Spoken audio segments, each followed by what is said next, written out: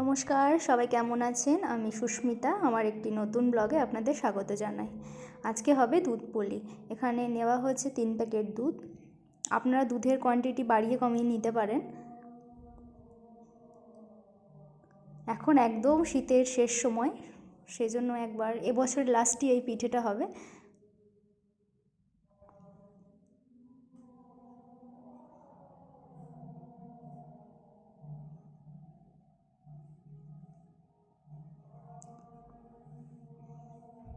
এবার এই দুধটাকে এদিকে জাল দিতে বসিয়ে দেবো।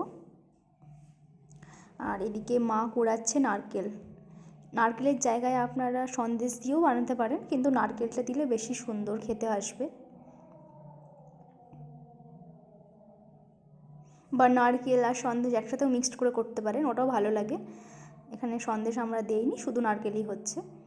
এদিকে নারকেলটা কড়াইতে দিয়ে দিলাম, আর এখানে দিয়ে দিলাম আখের গুড় পরিমাণ মতো। এবার এটাকে সুন্দর করে মেশাতে হবে। এই ছাইটাই রেডি করতে হবে সুন্দর করে, এটাই মেন। এই দেখুন ছাইটা আমাদের হয়ে গিয়েছে। আর এইদিকে কড়াইতে দিয়ে দিলাম জল। এর মধ্যেই চালের গুঁড়োর আটাটা মাখা হবে। আর এবার দিয়ে দেবো পরিমাণ মতো লবণ। এর মধ্যেই জলটা ফুটে উঠেছে, আপনারা দেখলেন। এর মধ্যেই দিয়ে দিলাম চালের গুঁড়ো। চালের গুঁড়োটা দিয়ে সুন্দর করে মিক্সড করা হবে। এদিকে গরম জলটা করা ছিল, জলটা পরিমাণ মতো দিয়ে চালের গুঁড়োটাকে সুন্দর করে মাখানো হবে। অনেকটা আটার মতনই মাখানো হবে, খুব বেশি নরমও হবে না, খুব বেশি পাতলাও হবে না ডোটা। এবার মা একটু চটকে নিচ্ছে হাত দিয়ে। আর এইটাই হলো মেন, এই যে পিঠের যে গোল খামিটা করা, এটা হলো মা বানাচ্ছে। মায়ের দেখে আমিও একটা ট্রাই করব।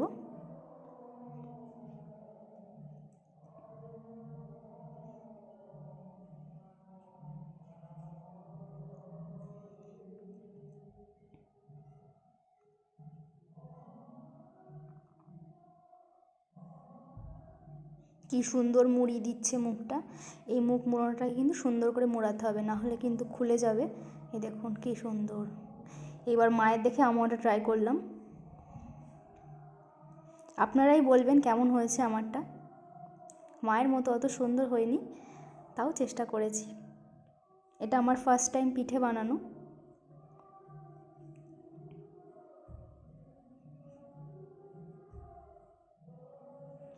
এই দেখুন আমারটা খুব একটা ভালো হয়নি, তাও ট্রাই করলাম। এই দুধের মধ্যে দিয়ে দিলাম এলাচ। এই যে পিঠেগুলো রেডি হয়ে গিয়েছে। এর মধ্যে দিয়ে দিলাম আখের গুড়।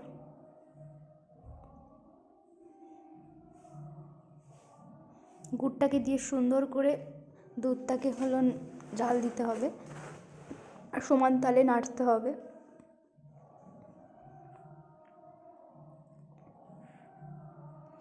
এই যে দুধ ফুটে উঠেছে এবার, মানে গুড়টাও মিশে গিয়েছে।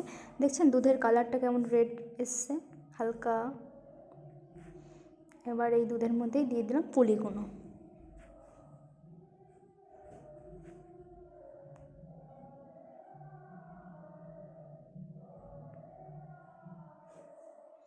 এই যে সবগুলো দেওয়া হয়েছে। এবার এটা 10 মিনিট ফুটবে।